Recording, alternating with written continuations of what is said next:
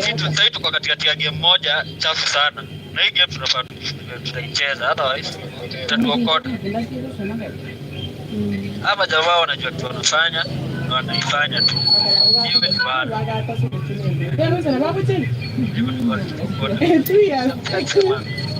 Kama hii tu ya sina watosha. Afrika imepaka asilimia. Haina shida, tutaongea wengine tu. Baba, watoto wa matajiri wanasema huko matajiri wako na banks huko man. Mwafrika tu akideni ndo. Leo mmekaa kwa sana na mfura.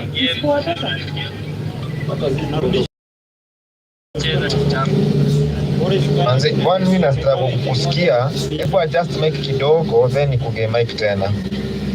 And meanwhile, Michael, you can talk. Ama bado hujafika? Msana nitoa.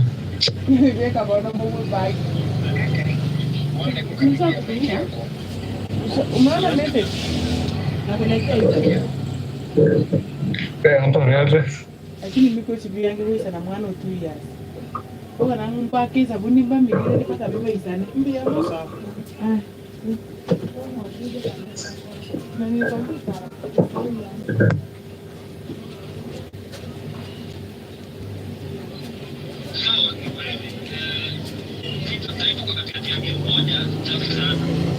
Khalid, ama ni Khalid? Kama amerudi Leo sipati hapa kelele. Tutaangalia kwa hilo. hata Au ucheze hiki kitu yote tukicheze katika huko. Hello? Anthony, can you hear me? Tomboya, unanisikia? Oh, Anthony amepotea, sio?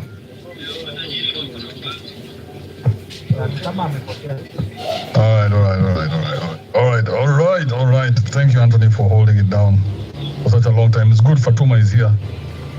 Acha Fatuma kuja tuambie pale tumefika. Michael, ni aje? Sana. Sema Michael. Alisakibe. Niko poa? Nilikuwa nimepata mteja, nilikuwa nimekimbiza mteja mahali. Mimi ni bodaboda hapa ZBD. Oh, unasemaje? Sasa ndio nilikuwa naambia mambo ya maandamano. Mambo ya maandamano Sakibe. Ongea maina. So walikuwa juzi kuja kufungua town. Au kwa bodaboda town. Hao watu walitoka Mathare, Kibira, Kangemi, unaona? Lakini sisi wasata hao vile tuliona hao watu wanaanza kuibia watu. Sisi tulichukua action pamoja mwetu na tukawapiga. Unajua tena ile tuliona tuwapige, imagine polisi ana escort wezi. Kuna polisi mmoja alinipigia simu, sisi nikamtaja jina. Akaniambia kwamba wewe unajua kwamba wewe pia ulikuwa kwa hiyo squad. Nikamwambia mimi sikuwa kwa hiyo squad. Mbona huku yako kwa hiyo squad? Nikamwambia mimi hapana. Imagine leo polisi ananiambia kwamba leo mimi sisi hatufanyi kazi. Polisi ndio hao vijana ndio wanafanya kazi. Sisi leo tumepumzika. Nikashindwa.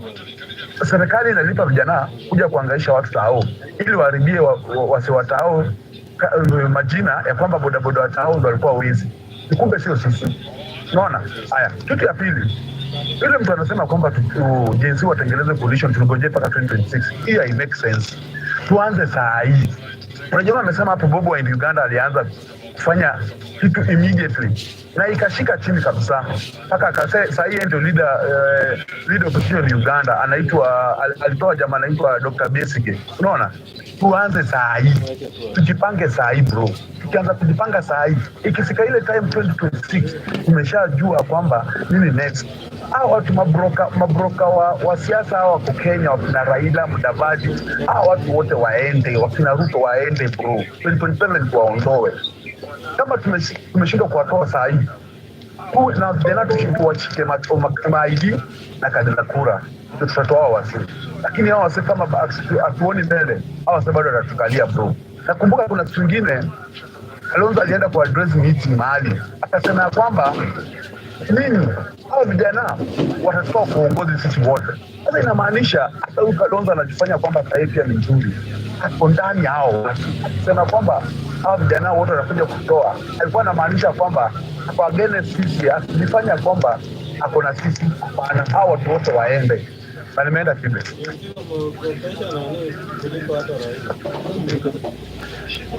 All right, thank you Michael. Michael amesema watu wote waishie. By the way, watu nawaambie, hii game haitaki story mob. Hizi stories zote watu wanaongea saa hii, hizo ni stories. Ngoja Michael, weka nini mute mic yako. Hii game haitaki story mob. Nataka wale watu wamedecide waseme yeye ndio kitu tunataka, if you don't want it, move on. Easy meetings zote, easy groupings zote, all these are good, but they go nowhere. We need action. And then you know one thing, one thing you guys don't want to confront is that there is also a physical fight that is pending from 2007. Kuna fight physically ya streets yenye inapend kutoka 2007. Anybody who was in that fight, who was in 2007, will remember what happened that time. So kuna njoti bado hajatoka. That's why the streets, people have such an affinity for the streets. Watu wanataka tu kwenda kwa streets hata wajui wanaenda kwa nini. There is some bloodletting that needs to happen. It's the craziest shit. I didn't think it was real until I saw it. I'm like, this is actually real. People just want blood. So kuna mtu take advantage of your situation na apeleke watu kwa streets waende wakauane. That's why now this guy, when Michael is here, when you guys saw what you saw and you stood up for it, now you guys are the ones we should be celebrating. Michael, we should celebrate the border of town for protecting us against the evils of the government. Because the government is the one which is bringing the chaos. So come naelewa your part is a very delicate place we are in as a country, where the government sponsors chaos from they pay like a militia or a guerrilla army to come and attack the citizens. Is that what I'm hearing, Michael?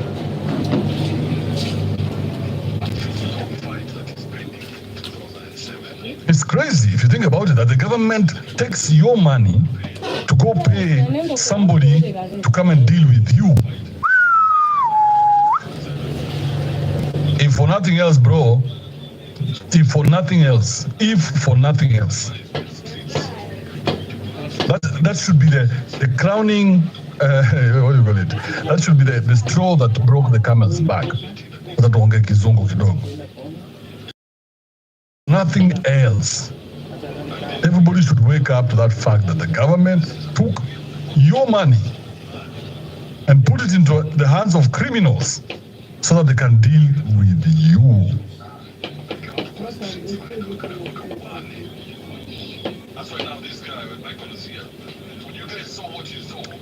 The movement needs to make it in such a way that if you do such a thing, then we erase you from the history of this country. You know, like the way in the Bible, they used to be told, when you go there, make sure you kill even the cows, kill the sheep, kill the chicken, kill the cockroaches. Don't take anything that belongs to them into your pocket, because they are an evil people. How dare the government? How dare the government? Now the people in government, of course, because the government just stands, it's not a real entity. It's the people in government. Misuse that power to a point where they go into our collective bag, because taxes are collective. Hizi taxes sisi tunalipa si wote. Hakuna mtu ati mmoja analipa tax kuliko mwingine. No, everybody pays tax based on, we all pay the same tax for all the same products.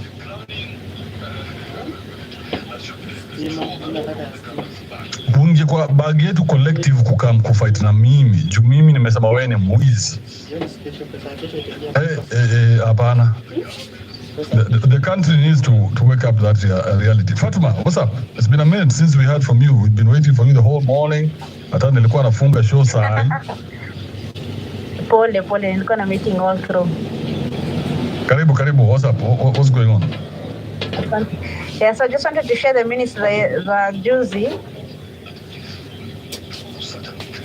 What Anthony asked me to do, is that okay? Yeah, go ahead. You have the mic. Asante.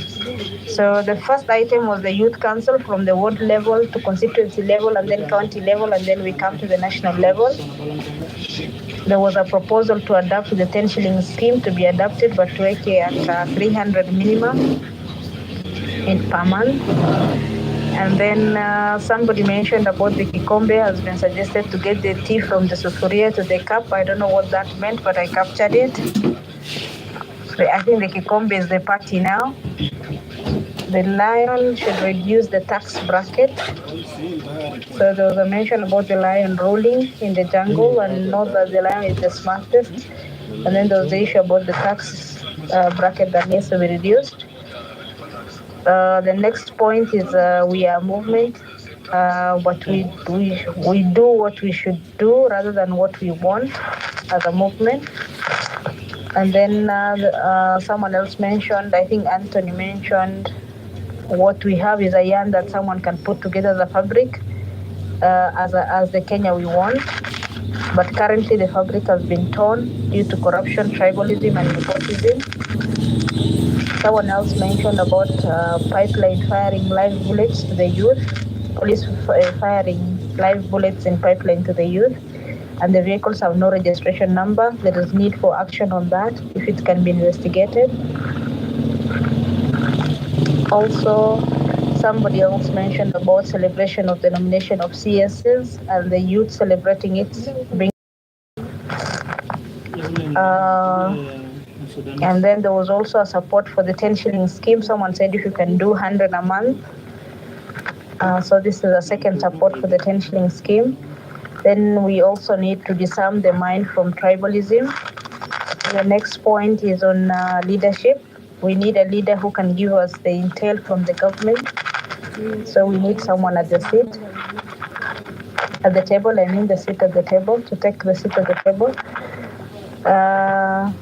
The next point is on being worn out and lack of due to the demonstration. Currently, most of the people are already worn out, and it lacks resources. So the protest will be unsustainable going forward.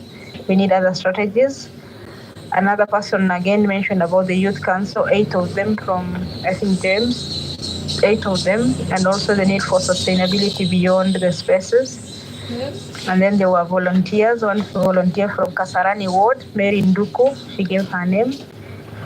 And then there was need to do civic education. She's a mother of 2. She's a Gen Z from Kishagi, who she didn't mention her name.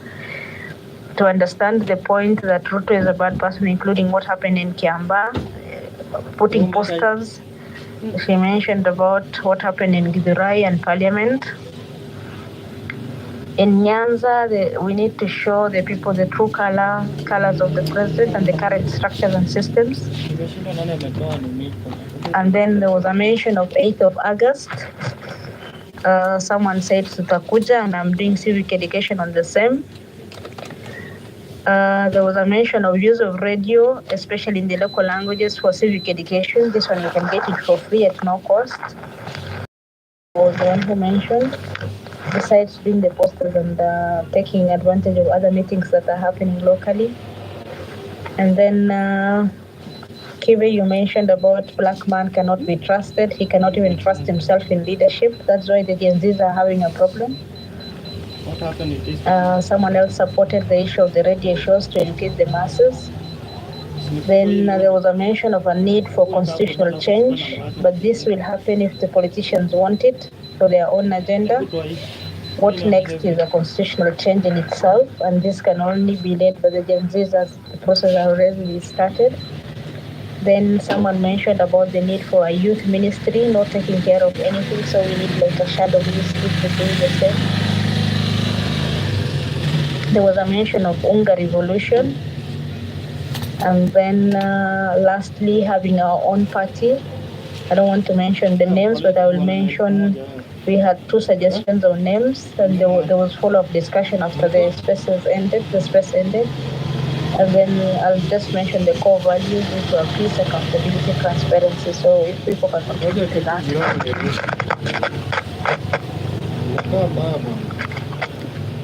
Kibe? Kuna staff ya ndoni inakuja hapa. Kuna staff ya ndoni. Kibe, can you hear me? Yeah, perfectly. What's up? Iko huwa inakuja. Yeah, I'm done. I finished. Okay. Fatima, you've been down this road before with your organization. Yeah. What do you see next for us in terms of getting organized? Beyond some of the things that we've discussed in private, but even for us here, I think it would be good to give us our directions that we know this is now what we are planning next. So what do you see for us? I think action. I'll repeat that. Moving beyond the spaces to now actionable things. And as I mentioned earlier in previous spaces, let's, pick the low-hanging fruits. We have an opportunity now to engage through the IBC, the selection process, so let's engage with that. Secondly, once we have the IBC, then we can recall the member of the parliament. It's not easy, but at least we can make an attempt. Registration of a political party, already someone has attempted, but I think there is no harm in having this space have its own party or those on this space. And then the demonstrations can continue alongside the spaces and more action based on that. So there are things which have come up already, like what happened in pipelines and that being investigated. I can suggest an organization that can help us. IMLU, they are already doing it. I supported their work previously, so I can get in touch with them to help us with the investigation. I don't know if I've responded to your question, Kibe.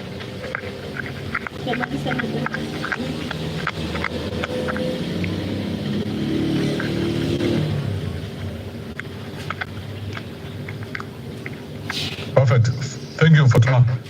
British, you want to ask Fatima something? No, I really want to ask her something. I'm just happy the way she has presented the points. But first of all, Kibe, let me say hi to you. Thank you for the chance. I just had a few things. I don't know whether time has gone. I can share if it's okay. Kibe, is it okay? Yeah, go ahead. Okay, fine. Now, there's something that I noticed in the entire movement that we've been having for the last 1 month and some few weeks maybe. One thing I noted is that when we went to the streets, Kibe, we were all of us, we were driven by the spirit that we want to change the country. But when you were about to make some moves, you realize influencers come on board and tell us, don't go to this place, don't do this, you will die, don't do that. That is communicating maybe the right information, but by bringing fear. We should not have such kind of people doing the same things again going forward, because there are some people who could not make some steps like going to the streets because of the intimidation that you'll die. We have already had people, we have had the worst happening to us, where we have had people dying in the streets, people being abducted. That is the worst that can happen to us. There's nothing else. Because losing even one life is not something that we deserve as a team. So therefore, the influencers really, they need to be told. They don't have the right to take us to the streets. Neither do they have the right to tell us to leave the streets. If there's something that is driving us, we should be left to do that. Another thing I wanted to quote the influencers, it was Cairo. I'm sorry to mention his name, but he did that and I didn't feel good about it, despite the information was maybe better. Another thing I want to say is this. On the issue to do with the leadership of our team, right now as we talk, the best thing we can do is to have the grassroots work happening. Some things are not happening in the grassroots. Things happen in Nairobi. I'm telling you this. We need to have the same movement being felt on the grassroots here. For instance, now we are having a youth in Nyamira County who is an MCA. He goes to a media house. He's asked about a stadium that has been allocated huge amounts of money and nothing has happened. And he goes ahead to defend the same governor who has been looting money over the issue of the stadium. These are some of the things we need to fight on the ground, because there's also huge amount of money of Kenyan taxes that is lost through the counties. And actually, even the national government, I don't think they can match what is lost in the counties. So therefore, I feel like in the counties, we need to do the following. We need to have shadow governments of the Gen Zs and millennials, purely led by Gen Zs and millennials on the grassroots. By this I mean shadow governments. We already have leaders who youths who feel that they can lead, coming on board as early as even yesterday, saying that I'll be leading as a governor here in this county. Then we have now oversighting and taking any other action to ensure, at least for the few years that are remaining, if you're not going to get these guys out of power, for these few years we find that at least there's some development taking place. Because someone was saying, we go start registering IDs, start doing that. Yes, this can happen. Having IDs, registering as voters, it can happen. But in the meantime, do we give these guys more time to keep looting, to keep taking from us? That can't work. And I think we should start now. And Kiba, I want to promise on this show, starting from Nyamira, we'll lead as an example. In the coming 1 or 2 weeks, we are going to announce the same shadow government. We are still actually consulting across so that we can have people on the ground working. Another thing I want to say here is this. There's an event was organized by Zaire Janda in Kisii County. This event, Zaire Janda brought artists, some of them including Otile Brown, Real Calligraph Jones. It was it was in an interior part of Kisii County. This guy, he was trying to cleanse himself from voting yes in support of the finance bill. And then we have people, artists, who have been on the limelight telling us they support the rejection of the finance bill. The same artists being invited to come to Zaire Janda's show, they perform there to be paid. You know, this is a betrayal of the highest order. When you say, let's reject, someone who voted yes is coming to call you, hey, I want to cleanse my name in the ground, so please come so that you can have youths on board. Now, and then you come. I even had a Komoni participating in the same thing. We should not have people who reach a point, they draw the line and say, now here, let money speak. It is not the movement anymore. We need to be together when it comes to the spirit of doing whatever we are supposed to do. Now, people have also talked of protests now in the country. But I feel protests, the best that can work right now are those of the counties. I don't really want that protest to end. Really, me personally, I don't want that. The reason why I don't want that, I don't want it to end because when we come to the counties, we've not effected our movement very well. Therefore, we need to effect it because there's a lot that is happening there. The only way we can effect it is borrowing the ideas that happened in the national platform. What was that? There's a problem that we are going to counter. In the last finance bill rejection, that was a problem. That's the elephant in the room. We're all going for it. And what happened, no one can explain how people entered that building of parliament. That should be the same thing that is happening. Right now in the counties, let us come there and do the work. The only thing I want to castigate here strongly is the idea where people come discuss online and then it ends without a strategy to implement it. We need now, like now me I've said in Nyamira County, next time we are going to have announcing of our shadow government. I need to come on board less the next time. You ask me, Abel, British, you say that in Nyamira you are going to, how far have you gone, guys? So that we can feel whether there's progress you are making. Or else we will find that come 2027, there's a huge disconnection between the Gen Zs and millennials that can access Twitter and the people on the ground, some of them, of course, also youthful, who cannot access Twitter, and as well the elderly, who don't know what is happening. But if we take these things back to the ground, we are all going to read from the same page. There's also another person who was talking of fear, but I didn't like that. I think it was Tom Boy, I'm not so sure. But I think fear, it is what is right now in most of these older generations. And that thing, we have to fight it. So far, we've experienced the worst, and I'm repeating that. So therefore, nobody should spread fear to us. Instead, what we need to do is to continue doing what they are supposed to do. For those like me who have decided if they're going to kill us, they kill us. As we die, others will continue with their cause. That is what you have to do. Actually, that's what I had to say.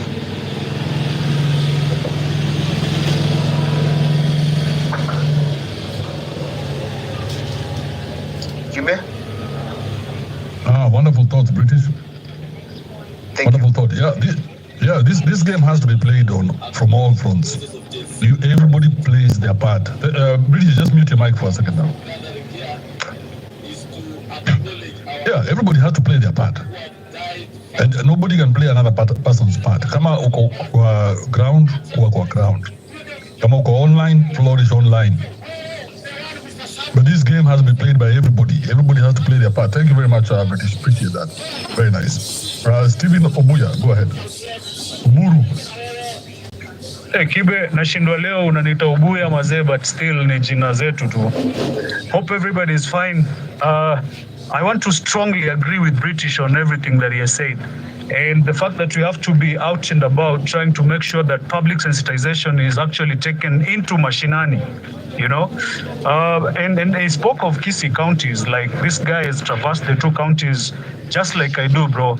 And again, you realize that as much as I've been all over, you realize that all villages in this country are the same. All the problems that are facing people and the youths in these villages, countrywide, bro, is same. These people don't have access to internet, they don't have access to exposure. Guys are just seated there, the governors are receiving billions of shillings, nothing is being done. You actually patrol the streets of Kisii County. That thing has just, British has said it, just the way British has put it out, it is the exact way that, you know, the colonialists who are the British left that town to be. You can imagine a governor like the Nyamira governor and even the MCAs. That guy has bought all of them, literally. And you see, we guys come from an agricultural county that basically rains even when there's drought in the country. Unapata, the best that this guy can do is just to get some few, you know, shillings and get the roads just marammed. But whom say he will absolutely do nothing. He's pocketing all the money. He has a team of MCAs who are supporting this guy left, right, center. So you wonder, like, when we are online, trying to demonstrate online, maybe the guys in Nairobi, the guys in major towns will be out here moving their own things. But still, if you try to go back to the village, bro, the difference is like, sisi tuko 2000s, wale wako ma 80s huko, you know? And as much as there is that, you know, campuses imefunguliwa basically in each and every town, there is still kuna ushamba fulani tu wase hawajui ni nini inaendelea. A perfect example, I was with my grandfather here in Nairobi and I took him home last week. This guy is 90 years old. Bro, you can't give him anything negative about the president and what he's doing. And again, the guy was watching TV. So I tell him, Grandpa, listen to what this man is saying. And then tomorrow, let's again tune in, listen to what he's saying. You know, until the day that I told him, Skiza, get the words that the man is speaking. And you know, Ruto, good thing with Ruto, he contradicts himself vibaya sana. So my grandpa was like, okay, man, we don't know these things. And when you go to the village still trying to talk to people of his age, or basically guys who are young, but have literally been put around that age of my grandfather, they believe that the president is doing what is right. People in Nairobi, Nikierere, inatusumbua. We have to go to the village and maybe see what is happening. And they didn't even have an idea that the taxes that were being introduced were actually going to be like farm tax and animal tax, was going to heavily hurt them. So when you ask yourself, why is this thing being forced on civil servants to be deducted money, you know, for construction of affordable housing? People out here have their own homes, and you in the village, you have your own home in your own farm. Now, when you're incapacitated to pay for this and then you're told to move, probably the mission was, ukishindwa kulipa the taxes that are demanded for by the government, they will take you to these houses that have been constructed, basically. So when guys are out here advocating for justice, I can tell you that half of the country is informed and a larger half of this country is not informed. And I think the president and the machinery already wanajua. These people are never united. And the emotions that play around, you know, like yesterday the guy was in Mombasa saying, I have the apparatus to switch off the TVs and the internet, just like Bangladeshi did or whatever, but I didn't do it. And guys are clapping for him. Unashindwa kwani, where are these people, in which country are they living? So we really have to advocate. And I believe, Kibe, you know, you have a heavy movement. And I've been around with some of your merchandise, bro, and people will actually acknowledge, this nigga speaks some real facts. And it simply means they resonate with the ideas you do. Bro, if we came up and said, we are putting a caravan on the road and what we're doing is civil rights information and actually just teaching people on what is supposed to be done to them. Gava itaki an enlightened mass. We can do this. We contribute and just tembea one day, we do a podcast, we do a street advocacy. We are educating our people in the slums, our people in the villages. You realize that the greatest power will actually rely on the people who don't have the internet and people who don't have smartphones. So, my brother British, this is quite good, and I agree to the fact that if you come from those sides, honestly, I'll make a point of looking for you. We sensitize because mi yangu inaweza nirukia niko gava, but still hiyo gava imeniseti kidole design nyingine hatari bro, ni noma. But let's just make things right, and we have to be fearless, we have to be tribeless. Maybe we have to have a leader now and say this is what we're doing and this is our intention. So yeah, those are my sentiments, bro, and thanks for listening. You know what is coming out very clearly is that there needs to be a lot of people are feeling this civic education, especially in the mashinani. Now, the beauty about what you had the president saying yesterday, is that he knows where the power of the Gen Z is. And he said, I can switch off your power anytime I want. If you guys imagine a president of a country telling you that, telling you, hey, listen, I can take away your freedoms. Because for us to come together is freedom. We are free to congregate.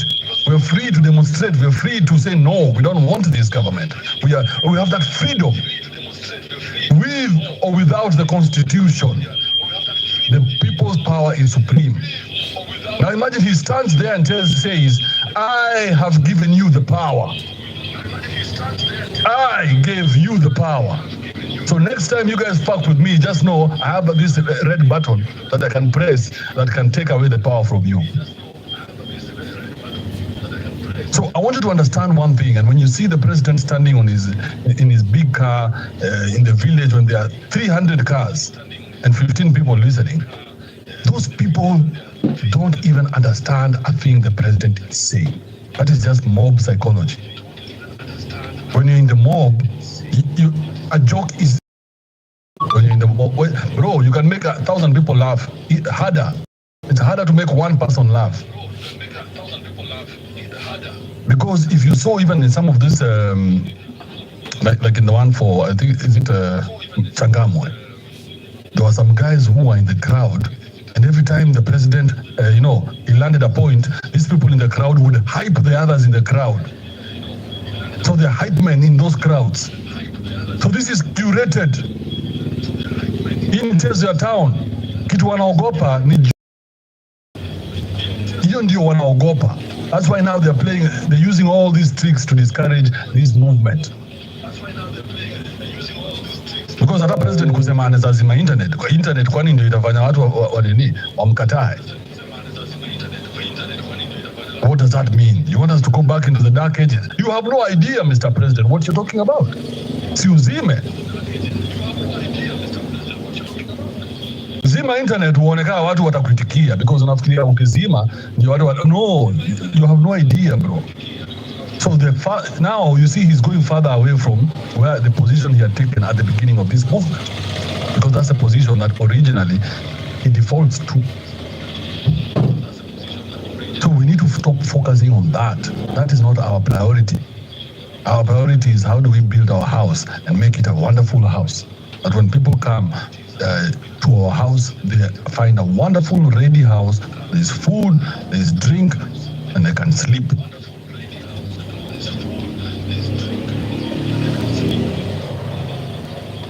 So that we get out of this loop. This loop they have created for us, hiyo loop tutaweza. Ukienda kwa streets sasa unacheki vile hata wanawachekelea na stories za streets. The only way hiyo Nanenane itafanya kazi ni Nanenane waende tao wazitoke bila prizi kutoka. That's the only way. Hii gava yote iende hiyo Nanenane. But another demonstration, just another demonstration kawaida, no, that will not make sense. It has to be a demonstration where Makena Mwita from Australia, he leaves Australia, comes to Kenya. Miguna leaves Canada, comes. Kimuzi leaves Israel, he comes, and people go on the streets together at the same time. Where we say, leo ni leo, msema kesho ni muhogo. Tamwe. But this is stories zingine tunaongea hizi nini? Haitaweza. If you do want this guy out, that is the only way you can get him out. Otherwise, everybody get an ID, a voter's card. We meet in 2027, build your different parties. Because now we're going to have what, another 10 Gen Z parties coming up? Minimum, we shall have maybe 10, maybe even 20. Minimum, the number of parties that are going to be registered at this time to take advantage of this Gen Z movement. Same thing that happened in 1997. When all these guys, in 92, 97, all these guys, so it was Matiba's moment. Matiba was to go against Moi. Matiba was popular because he was the guy who was going against the big bad monster, big bad wolf, my guy. So Matiba was hugely popular because he would say things that nobody could say. You guys, all the other rats came out of the basement. And in this time, Raila was one of them, Charity Ngilus, Juhu, Nani. All the other two rats came out and they split the vote. And Moi walked straight back into parliament. No, sorry, into State House. So that's what's going to happen unless this movement has teeth. And right now it doesn't. Because we don't know who's coming up with these brilliant ideas. And I'm using the word brilliant very sparingly there. If it were brilliant, we would have had better results by now. We should have. British, what did you want to counter with? Let me just bring one more person. I see movies here.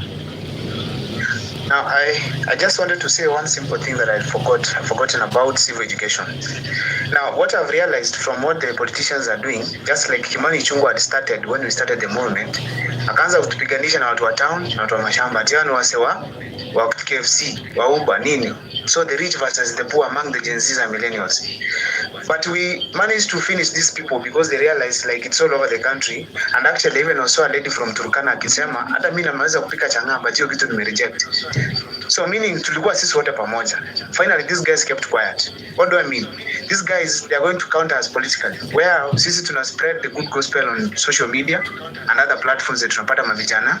Then we go back to the villages and meet the wazes, tell them the same thing. So we will counter them in the same strategy they are using. Beat them by their own style, political strategy. Wakienda kwa village, pia sisi kama tuko ground, tunaingia kwa matanga. Wakisema, tunasema. So that we all read from the same page. Now, the people to target here, the MPs. How do we kill our MPs? MPs now tuwamaliza in one simple way. Tunawapea makafyu. They should not come to the ground. Kufanya nini particular those who voted yes? They should not come. That one should maintain so that we don't have these people around them. Now, when it comes to the media can play a very significant role in synthesizing people in the villages. What do I mean by this? We can be having, even if it's press conferences, we speak about the issues we are addressing. If you're having a protest, for instance, in Keroka town, I'll sit there, tweet watu wa media, tuseme kesho tunakuwa Keroka, and the reason as well tunakuwa Keroka, it's for this and that. For those mama, baba, mwenye ako kwa village, mwenye ameona TV, ama amesikia kwa radio, this person will know, okay, these Jews are agitating for the right things. Now, another finally, the thing that we can use, it is Bunge la Wananchi. In Gusii here, I'm launching one Bunge la Wananchi on Friday. On Friday, I'm launching Gusii Bunge la Wananchi, where we'll have the youth, the boda guys, the wazes coming to participate so that they hear what the Gen Zs and millennials have in mind. If we have such kind of movements, zinakuwa established all over the country, where we have Bunge la Wananchi, at least youths participating there, I think we'll be able to educate some one or two people. But now the point that we must all have is that these wazes, the people who are in the ages of 60, 50 and above, they are very difficult to change. The only thing I can tell you, let's not focus on them. Let's focus on the youths who are in the villages who are not aware of some of the things that we know. Once we have those youths on board so that all youths will speak the same language, then we'll be having some strength to move forward as a team. That is the strategy I had maybe, for instance, to do with civic education. Thank you, Kibe. Hey, British. Hapo sawa kabisa. That's a good strategy. Don't focus on these old people. That's idea. The youth, the ones who can be activated quickly because you know how to speak their language. Very interesting. Good stuff, man. Stephen, go ahead. In fact, give me your last submission, so we can start to close this up. Actually, last submissions was, you see, it's very correct on what you actually mentioned, because like, why is he running all over the country and not actually addressing crowds in Nairobi, or maybe just going to the Nairobi with these vitongoji? It's because he knows he's going to be heckled. So this guy, first thing, he tries to do any bullshit, he runs to Bomet.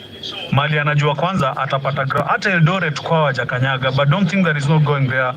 The fact that we have to be very cautious and, you know, very observant of the moves that he's making, he runs to where people are vulnerable. Places like Akina Mombasa, nimewapatia Joho, next I'm giving you Mvuria. The other person I'll do is get Aisha Jumwa something to do. You see, he's only running to where he knows people have a soft spot for the government. And again, he realized that after he's poached some kingpins from certain areas that have always been oppressed, then he's going to get the support of that. So if we have to run, we have to actually coordinate even on social media, just telling people like, why is it that this guy is only running to centers that are much, much more vulnerable? Yani mali waseni oehae, and then you host them in a place like the Kenya School of Government in Mombasa. That thing can only host close to 1,000 guys in that podium.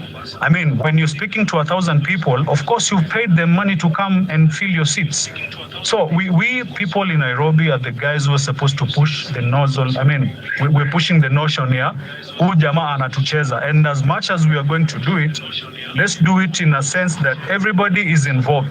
So by the end of the day, utapata hizi miti zote zenye monkey, unajua, yani they say uzanyani kufa miti yote uteleza. And exactly that's what he's doing. So for the youth who've not actually ever voted, for the youths who've not registered as voters, the best thing we can do, as much as this thing is really going, and I think as much as we're going to occupy your 8-8, we can also make sure that as much as we're occupying, we have a very strong candidate for the IBC. If we are fronting names and the name of like Maraga is not there, I mean, if Maraga can nullify an election, don't you think him being at the helm of IBC and as a Chezakiye, because that guy, the record he has speaks for himself. So if we get some people who are supposed to be fronted, first of all, with the avenues that we're going to use, we don't have somebody who's compromised as a candidate to chair the IBC, because hapo ndio mahali tunajimwaga. And then when we vote, like 207, violence really erupted because guys felt they've been played when Raila lost it. There are people out here, somebody like Martha Karua, hata sijui tunamsympathize ganini. She's the one who put us into this mess. So when she's betrayed, she feels the pinch. But when she betrays people, she doesn't feel it, you know? So we have to get people who are really, you know, their record speaks for themselves. Na tunawaweka pale. We control them crazy, and we know that they're working for us. After that, we have an amendment of the constitution. We change all these positions. Hiyo wage bill ituondoke. Thanks, bro. Thanks again. Thanks, Stephen. The only thing I would want to counter is the Martha Karua factor, because it is not a factor. So I don't want us to approach issues that way, where we almost seem like we are angry, because we're not angry at these people. We're not angry at them. There's no anger here. And I don't want anyone to be emotional about anything, including corruption. Do not be emotional about it. Because one day you'll have to confront your father or your mother about this corruption. So the same knife that you're going to use to kill someone is the same knife you might have to use back in your home. But you better be very careful how you think about it. Because if you react emotionally, then it means that we have to follow you and make sure you follow through on everything that you do emotionally. It's very dangerous. So we have to get that notion, that anger that we have, that anger that we feel that you can say some things now because people are angry. No, the time of war is time of war. Everything is permissible in time of war. So you have to know which time you're in. Are you in time of war? Yes or no? Are we in time of war? No, we are not in time of war. Not yet. Not until this movement becomes one movement. Right now we can hear the drums of war, but we are not in times of war yet. Not until this becomes until it becomes one movement, then it's defined that there is them and there is us. Which side are you choosing? Then that's when there is war and everything is okay. In war, hakuna kitu mbaya mtu anaweza fanya. It doesn't matter how many people you kill, it is wartime. That's why after war, they have to have, truth and reconciliation commissions, all these things so that they can heal, that healing process can happen, because a lot of shit happens in wartime. So are we in wartime? No, we're not.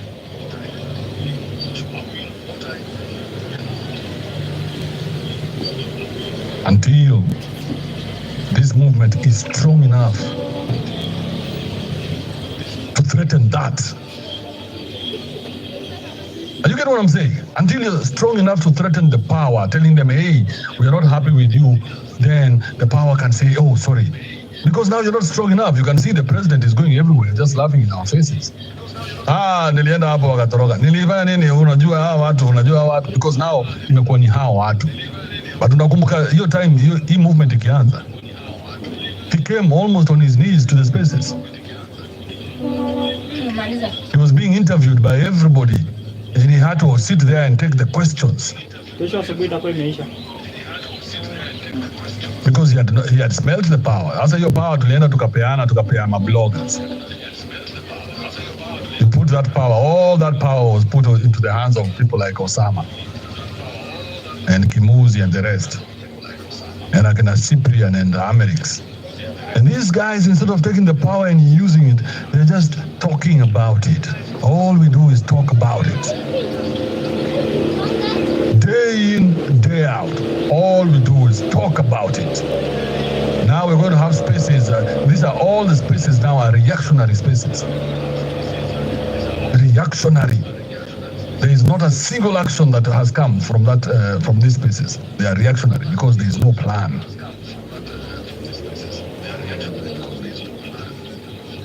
Or rather, it's not our plan. So for me, I'm very excited because we now have a plan, and it's good to hear from people like British and Steven, who are on the ground doing something about it. So that the ground needs to be so hostile for corruption, because the Gen Z are everywhere. That's one thing nobody knows. The Gen Z are in Moyale, Marsabit, deepest dark, everywhere, because these kids have grown up.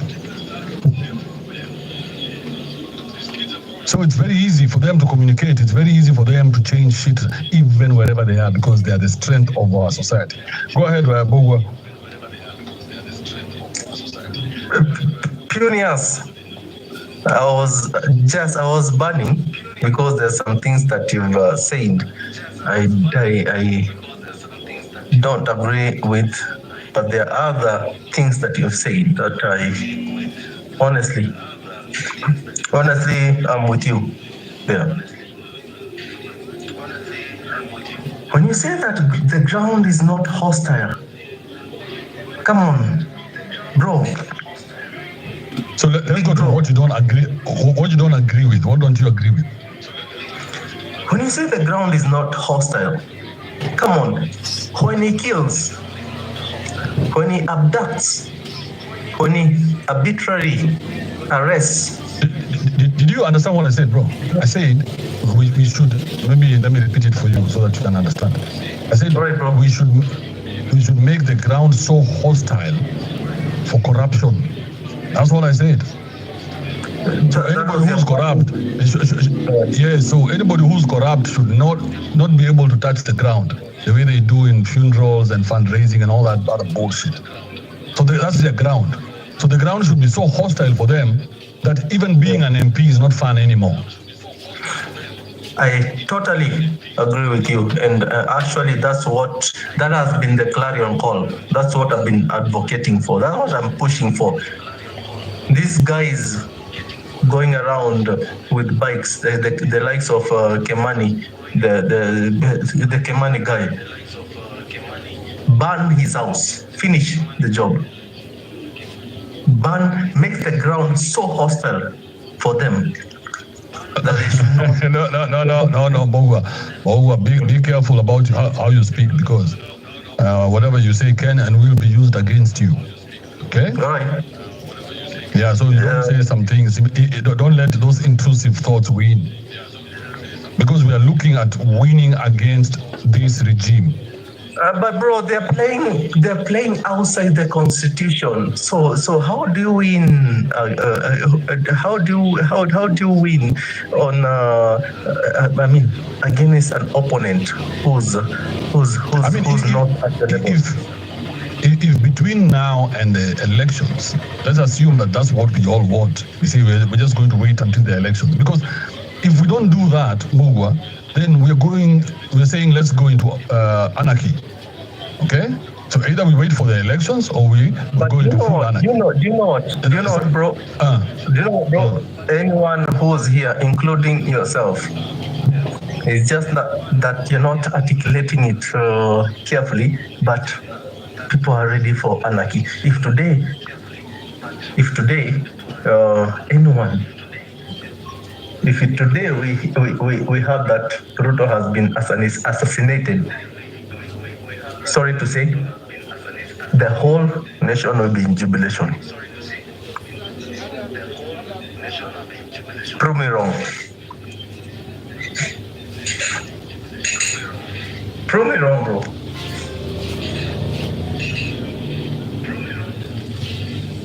I'm waiting. Oh no. You see, that's the thing. There's no power there. The power. Listen to this. All right.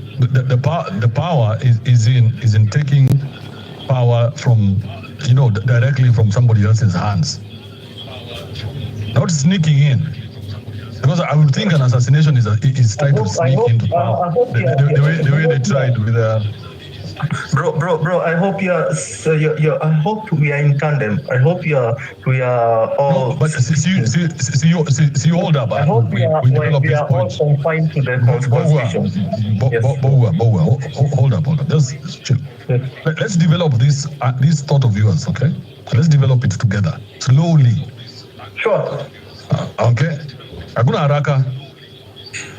So let's look at the attempted assassination of Trump. Let's talk about something we see. Let's not talk about something we can't see. Absolutely. Now, that attempted assassination, who has it helped?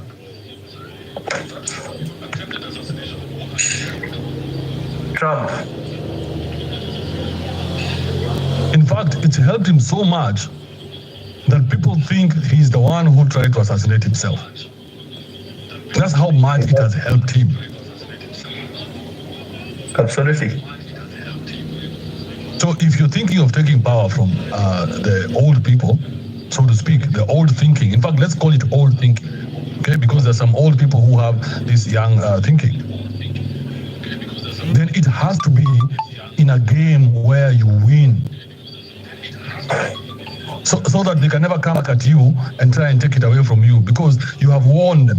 Umemchapa vizuri, umemuokota, hakuna kitu anaweza fanya. There's nothing they can do about it.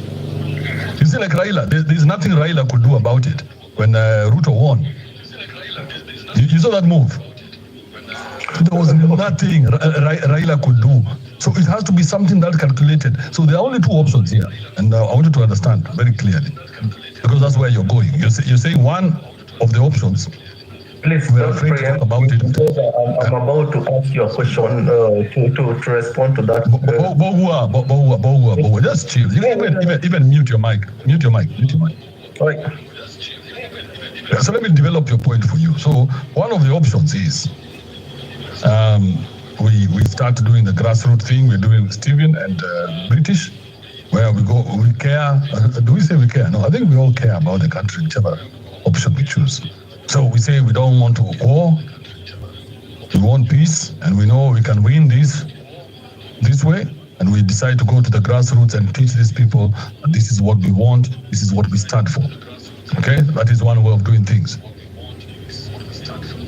And hopefully in 2027 elections, we have, the movement register its presence in the political sphere. Good. The other side of this is you try to take power by force.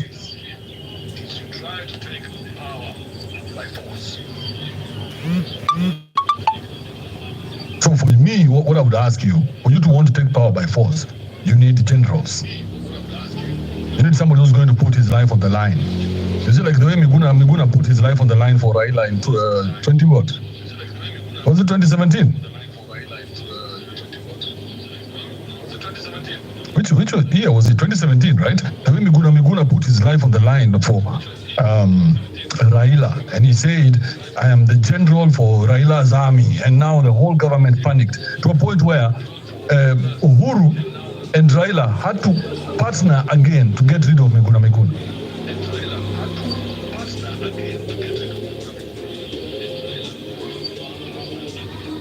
So now, imagine you get a general like Raila who's always shaking hands. You can just before you get this power, he says, let's shake hands. You guys, we're not going to war tomorrow. Shit. But we've gotten nothing yet. Now, don't worry. I got you. So, Bogua, who are your generals in this war that you want to take us into? But if you don't take side in this war, bro, we are also going to take a similar position. Because right now it's us against them. They already drew the battle lines. They did that when he recycled them, when he dissolved and did the unthinkable, defying all the advice, all the sentiments, all the protests, all the rage. He still went ahead and did the unthinkable. Please, I want to hear your thoughts about that. No, I'm still asking the same question. We are still at the same place.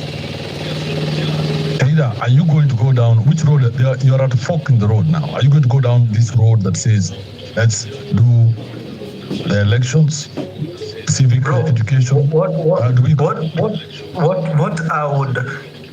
I would request humbly, this is my humble request to you. What I would request is for you to call out on all the diasporians, all of them, either to come to Kenya on Tuesday, travel back to Kenya so that they can take part on the Nanenane thing, or make sure wherever you are, you are propagating our interests. You are doing exactly what we are doing. That's all. Use your platform to do that. That's the campaign. And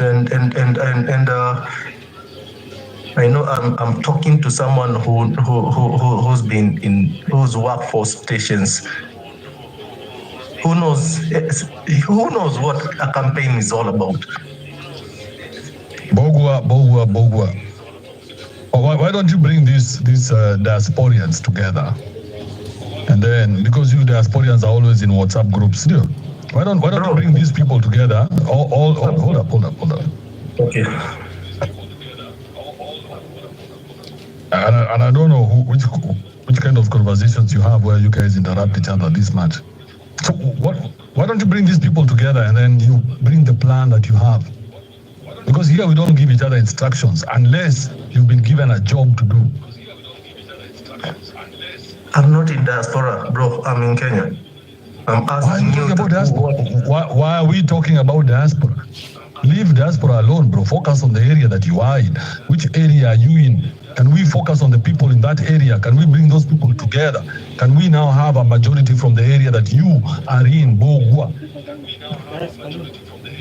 Wouldn't Don't you want to bring your people together to see a better Kenya?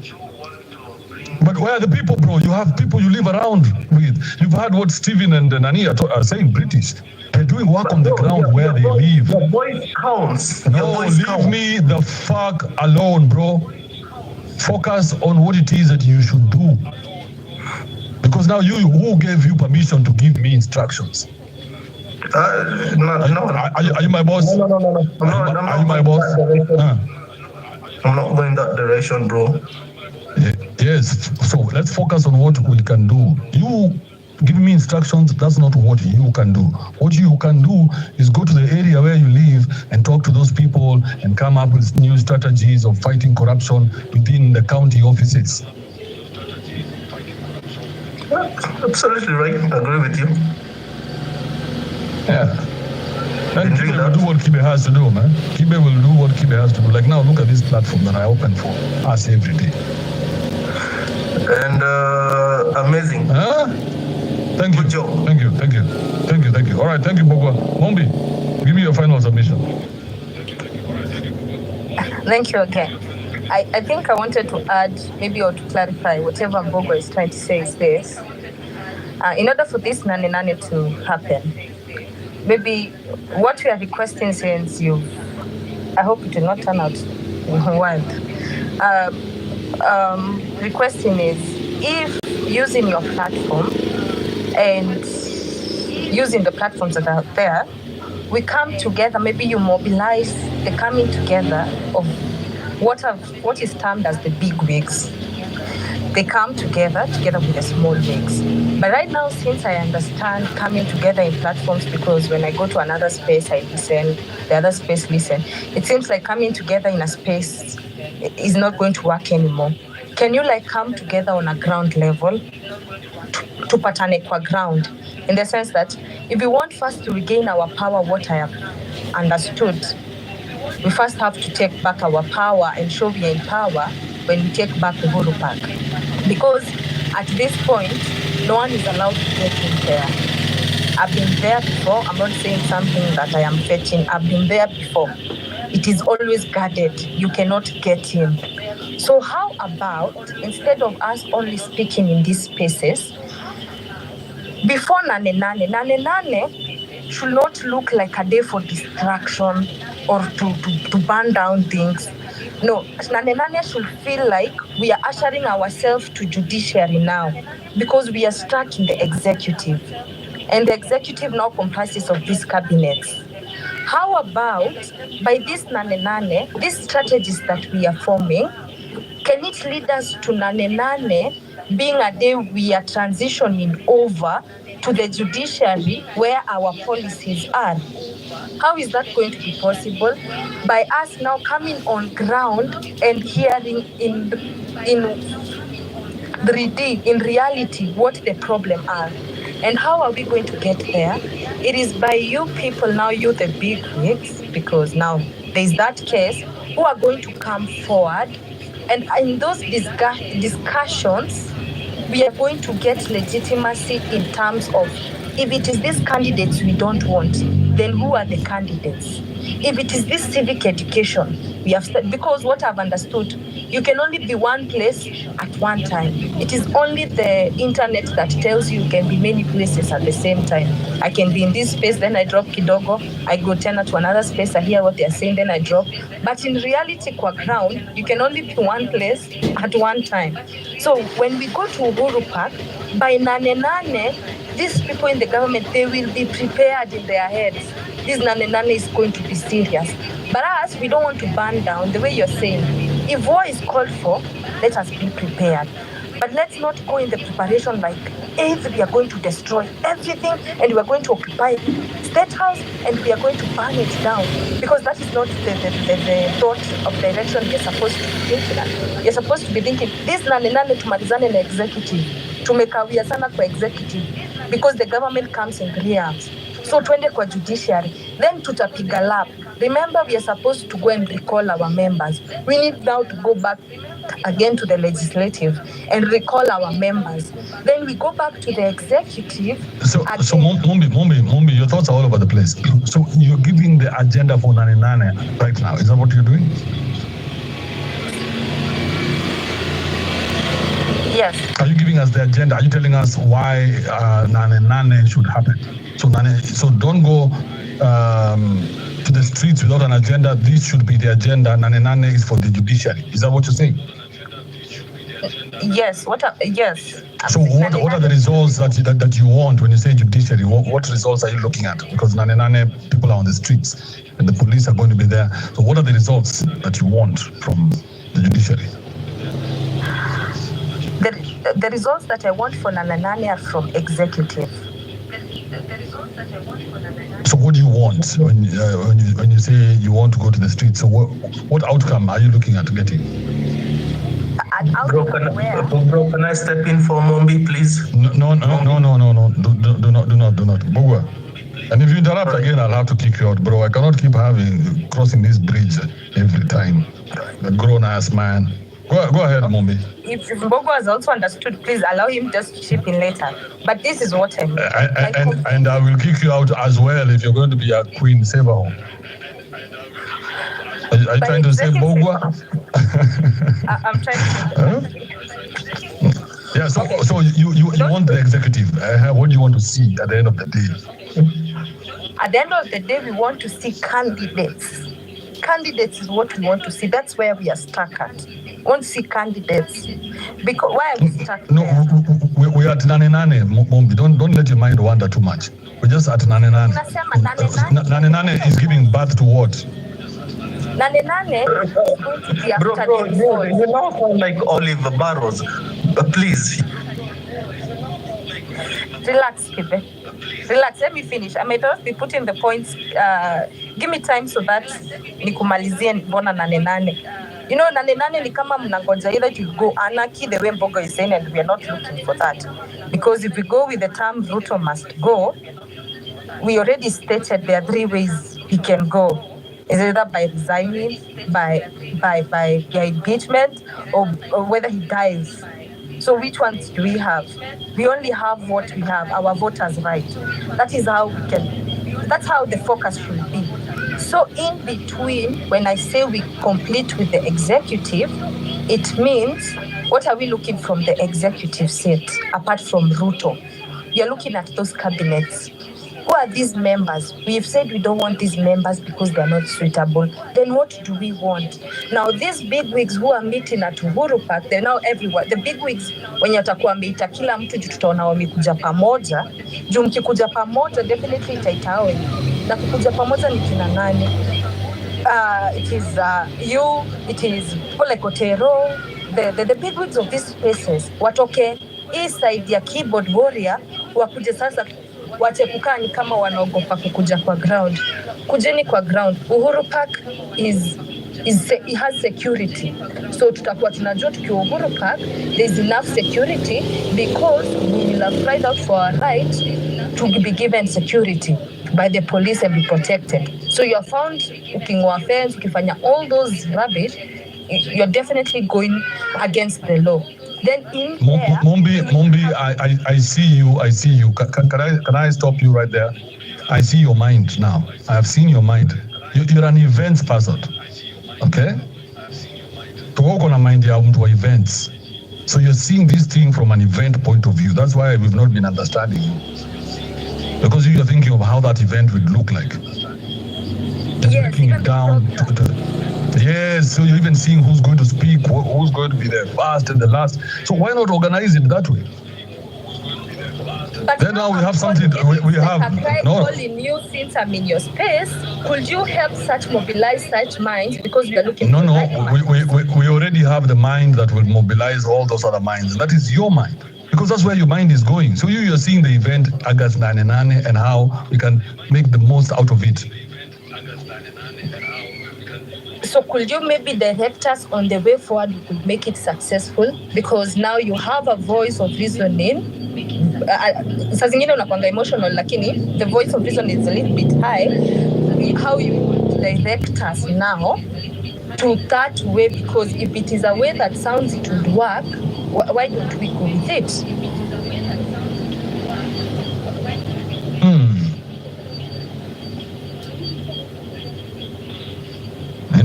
Interesting.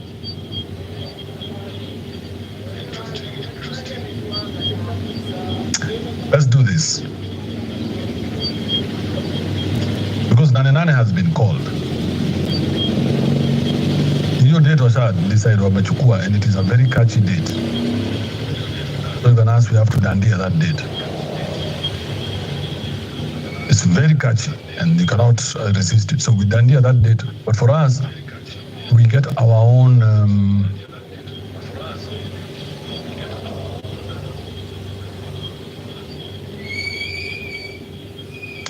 because trying to bring these other guys, man, hey, we've been fighting for so long, we don't even know what coming together looks like.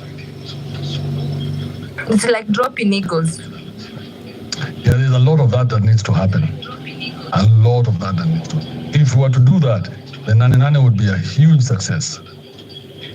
Huge success. If we were to all come together and speak in one voice and have one communication. I hope you're listening, Gaido, and Amerix and Otero and the rest, Cyprian included.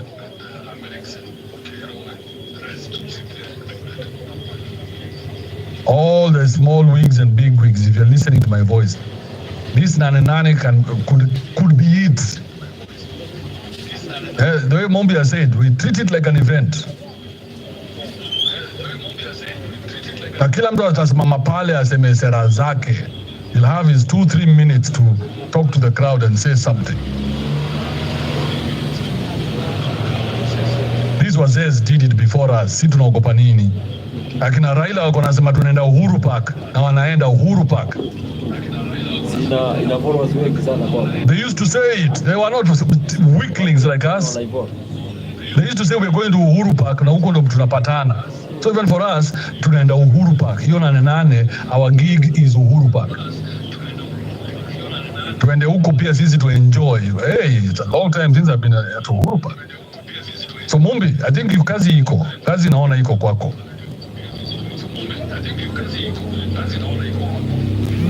Hey, hiyo Nanenane na sound fiti. I have been hating it for a minute, but it has a good ring to it. And I don't even care where it came from now. I don't. I'm not going to fight it. I am 100% in there. In fact, let's postpone our presser to Nanenane. So we put all our energy behind Nanenane. All in favor say aye. This parliament of the people, all in favor say aye. Aye. Am I seeing? I'm waiting to see from James.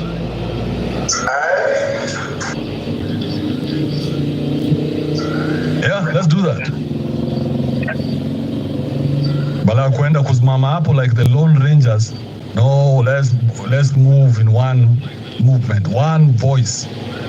Sasa hata sisi tuanze kutengeneza poster zetu. If you're a designer, nitafute tutengeneze poster zetu za Nanenane pia sisi.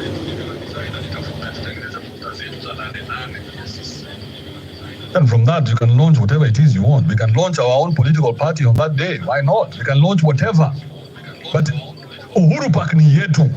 Tunaweza enda Uhuru Park anytime we want. Bro, these guys used to speak like this, bana. Muziniangalia muone ati mimi ni cheesy. They used to speak like this. Look at all the footage. Just that they have now come and become old and forgotten where they've come from. So when they hear us talking, we sound mad to them. But they used to speak the way I'm speaking. The way some of you are speaking, I've been hearing you. It was exactly what they were saying. Sometimes they even said some worse things.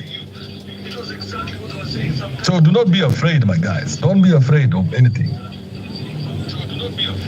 Just as long as it has come into your head, don't live like a cockroach.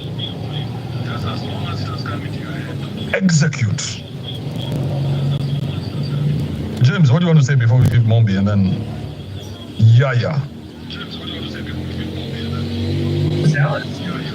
I'm in total agreement with what Mombi is saying. That's spot on.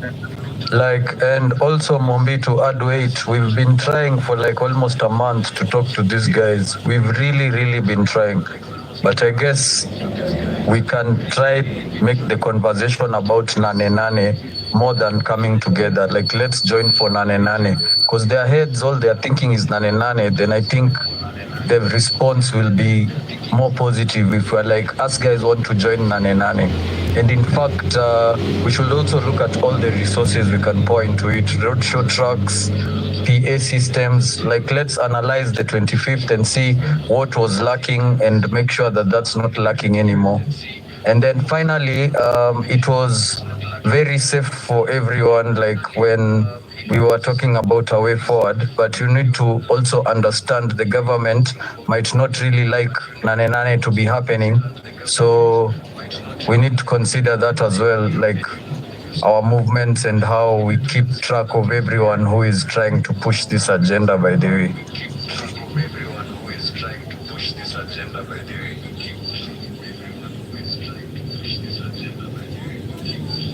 You know, James, one thing that you guys need to understand, as long as it's an organic political movement, then the government cannot fight it.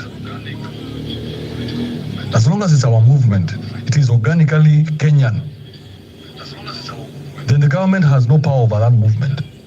They have power over these movements that are paid for by, other like NGOs and shit. But as long as it's ours, it's us people who are deciding. We the people can decide anything we want. We are the people. It's just numbers. So for us right now, what we're doing is coming together as numbers so that we can effect the change that we want. Simple. Thank you, James. Mombi, go ahead. And then Yaya, you can jump in. To conclude on that, about the Nanenane, the other input will be, let you people now, those who are the big wigs, let me just call them like that, let you not meet on that specific day at 8th. No, because you'll be meeting there with all the things that have been on board in terms of your differences. Maybe before 8th, they're like 1 week or 2.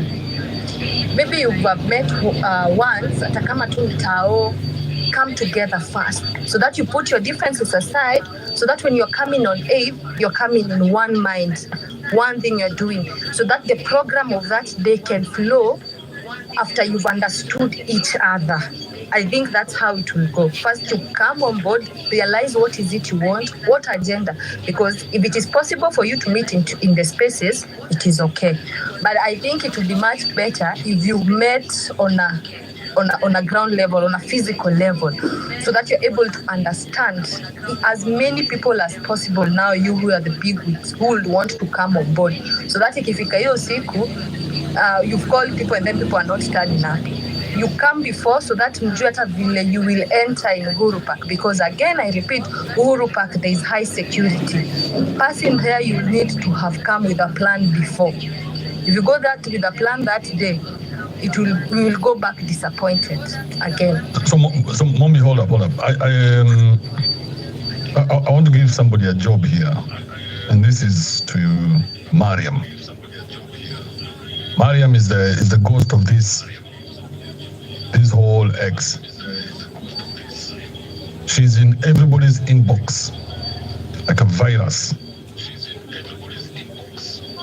Mariam, why don't you slither your way into all our inboxes and make this happen? I mean, if there's anybody who can bring people together more than Mariam, who knows everything about everyone, I am waiting to see. So Mariam, why don't you do this job for us, and then you can assist. Mombi can be your understudy. Just don't deposit your evil in her. Usiweke hiyo saitan ndani yake, Mariam, tafadhali. Leave this one alone. So is that a yes, Mariam? Do I get 100 from you?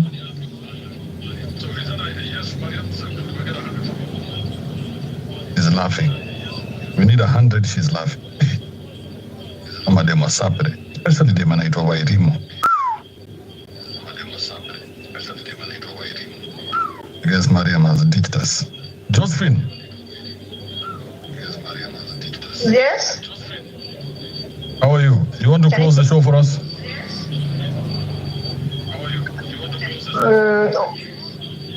Okay, Okay, I've been in and out, so I'm not catching up. Maybe I just say what I think I need to say as at now. Thank you for giving me this opportunity, and I'm saying good afternoon to everyone, wherever you are. Thank you for giving me this opportunity. Yeah, I want to first say that I'm still very anxious and eager to know whether the people who had applied their passports 1 year ago have gotten their passports, or if they have received messages to tell them to go and collect their passports. That's something I want to know, whether it's true or it's false. And I still stand firm saying that we need to move forward and have the structure in place as agreed. About the Nanenane, for me, I strongly feel if we have the pillars put in place and the structures put in place, and as we go for the Nanenane, not only go for the Nanenane, prepare a memorandum to say this is what we are looking forward to see and to it done and happen. Despite that you are in the government and you are doing all what you are doing, we are still focused on 1, 2, 3, and this has to be met, as well as any other thing that we need. So many people are actually the whole show. We've been here for 5 hours, and we concluded that we have postponed our press conference to Nanenane. So whatever it is we've been coming up with, that day, Nanenane is our press conference. That's the day we shall go now and say this is what we want. All those things you're telling me right now, all those things, we shall say them on Nanenane during our press conference. What do you think about that? It's very okay. That's actually what I was just saying. I was saying we need to have something to give it through in the Nanenane, and everybody knows this is what we stand for. In fact, I support that 100%. So I'm so grateful. It's only that I've been a little bit busy throughout the day, on and off. I didn't hear most of the presenters what they said, but if that's the agreement, I strongly agree. Thank you so much, and may God bless everyone. Yeah, thank you, Josephine. So for us, we're not going for maandamano. We're going to give a press conference. Press conference tunaenda kusema sasa sisi this is who we are. This is what we stand for. Simple. Bogwa, you're back. You want to say something, Bogwa? Bogwa. I think Bogwa is always drinking in the morning. I don't judge you though, Bogwa. Sometimes I do drink in the morning as well. When you're a single man, you can do anything you want. You see, when you're married, when you drink in the morning, then your bitch is going to look at you like, in the morning? And then now you have to live with that guilt for the rest of the day. You feel like a bad person. And all you wanted was just a double before you left the house. It was not a big deal. But now you have to drive to town without a double because now you cannot do things.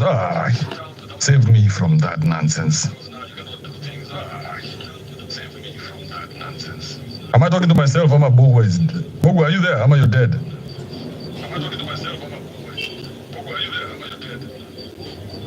Who else did that? George Kamau, are you there? George Kamau, are you there? Yes, sir. Oh, I thought I was losing my shit. What's up? Bogwa, I can't hear you. Drop off and come back. So George Kamau, is it George Kamau or just? George Kamau, is it George Kamau or just? You guys, some of the ways. Hey, first listen to this. A proud husband. You're a proud husband. Yes, I am. And a proud father. Hey, yeah. How many kids do you have? I'm privileged to have 2. What do you mean privileged to have 2? Why did you use the word privileged? Well, for me, it is a privilege. I mean, it's not a right to be a father, right? But anybody can be a father. It's not a big deal. Yeah, it also depends on how you look at it.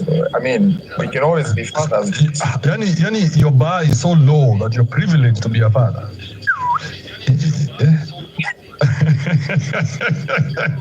No, when I look at both souls, when I look at, I'm a hater, by the way. I don't think you want to engage me in this. no, when I look at both souls, I find it a privilege that I'm their father. They are too good, you know. You must be a very overbearing father with that kind of attitude, where you think you are good for your children. Oh, my kids have saved me. My kids helped me out of my depression. My kids are my everything. I do this for my kids. So that is Kibe, right? No, that's bullshit. That's what I'm trying to get you out of. Release those kids, bro. Release those kids. Well, I don't think I'm gonna change my bio just because you said so, right? I mean, you're the first person. I'm not. I'm not saying you change your bio. I'm just wondering how you're privileged to be a husband and a father. These are very normal things. We don't even talk about them in real men society. Even Jesus, when he fed the 5,000, he didn't acknowledge the women and children when they were doing a census. So you here, how can your whole existence be on your being a husband and being a father?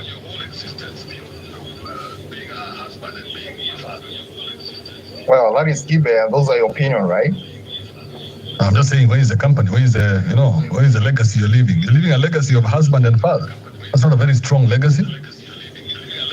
What do you think? What do you think it should change to? I mean, entrepreneur, things like those, or evil, ruler. Well, those are secondary. Those are secondary to me. I mean, because you have trauma from your childhood, bro. This is traumatic from childhood. My greatest motivation are those two kids, right? Those are the reasons. The reason I go to the street is so that they stay at home and they are safe. They don't have to go to the streets tomorrow. I mean, so without the kids, what would you be? Without the kids, I would not have a reason to be. I mean, maybe so when did you get the kids? When I got the kids, are you sure you want us to discuss about it right now? No. No. Who's saying no?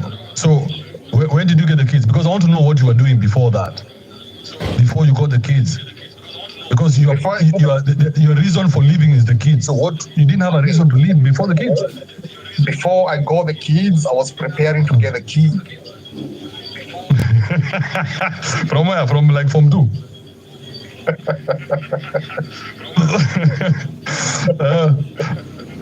No.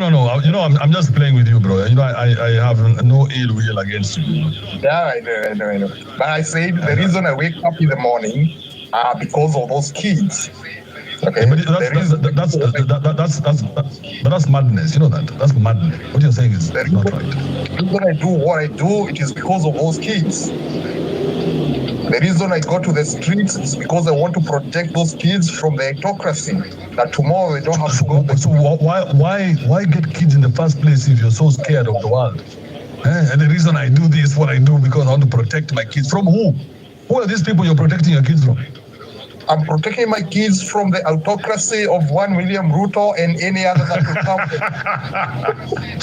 But you're not in Kenya, bro. How do you know? I can hear your blackness.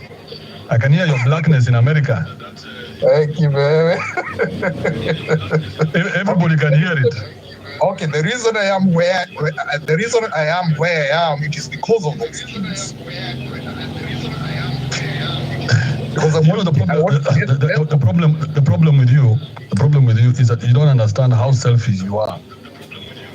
So you keep trying to make it look like you're doing it for the kids. You're not doing it for the kids, bro. You're doing it for yourself. No, really. So you've created this kingdom of yours, and then you keep saying, "I am doing it for you guys." Yeah, you're like the Christian God who keeps telling you, "Hey, by the way, I am the one who woke you up." I'm doing it for you. I'm sure you sit your kids every now and then in a meeting and tell them, you know, I make a lot of sacrifices for you. Do you know I drive a truck 18 hours a day so that you guys can go to good schools? Do you know this food you're eating, how much I bought it because I sacrificed myself as a good father for you, my children? And that's why I drew the line and said it is a privilege and I cannot come and purport that I'm sacrificing for them. Are you getting? That's why I said in the first place, it is a privilege. No, your kids are your business, okay? Your wife is your business. It should be none of ours. So this mambo, these people, somebody should not even ask you how many kids you have. You should be like, what do you mean, how many kids do I have? And the bio data. How would I know? And equally, the bio data is mine, and for people who identify with it, not for Kibe, because Kibe identifies with other beings, right? That's for sure. Yeah. That's for sure. That's for sure. In fact, on that note, I'll take a thought on your behalf. Some very expensive whiskey here. Which one are you taking? I take some cheap ones here. This is Macallan, bro. Ah, okay. Me, I do some Evan Williams. Some cheap stuff. So like what? Like $13? It's 35. I 35 ni pesa mingi sana. Hey. Yeah, cheap aje. Yeah, even when I was there, I used to roll another one for like 20 something. That was then, man. That was then. How many years back? Bro, last year. Talk about December. What are you talking about? Ah, okay. How old do you think I am, bro? You're young. You are the late millennial. I can be anything I want to be, bro. But I chose not to be a victim. Have you chosen not to be a victim? Because I don't want you to raise those kids as victims. I want you to raise your kids.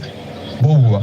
Oh, sorry, is it Bogua? No, it's Kamau. Kamau. I want you to raise your kids free of your bullshit.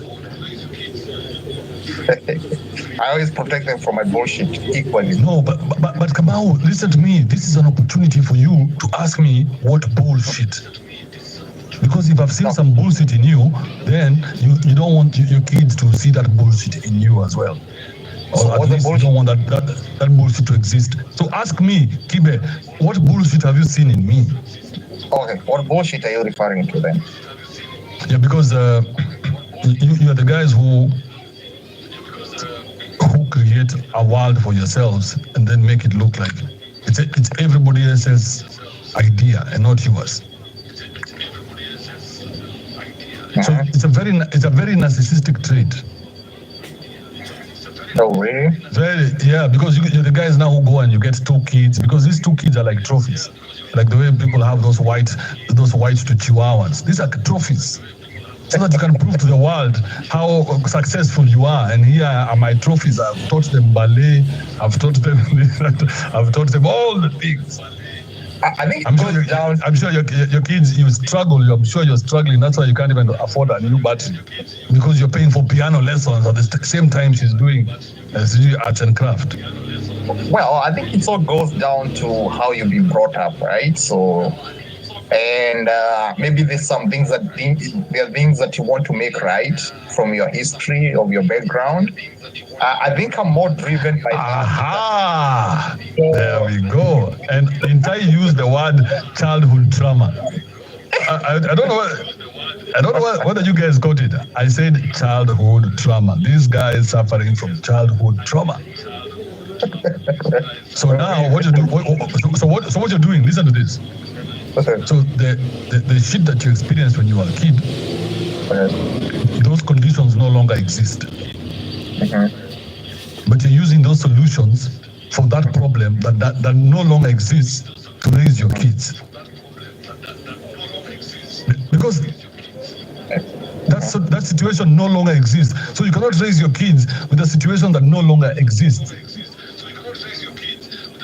Kibe, you're too analytical. I never looked at you this way.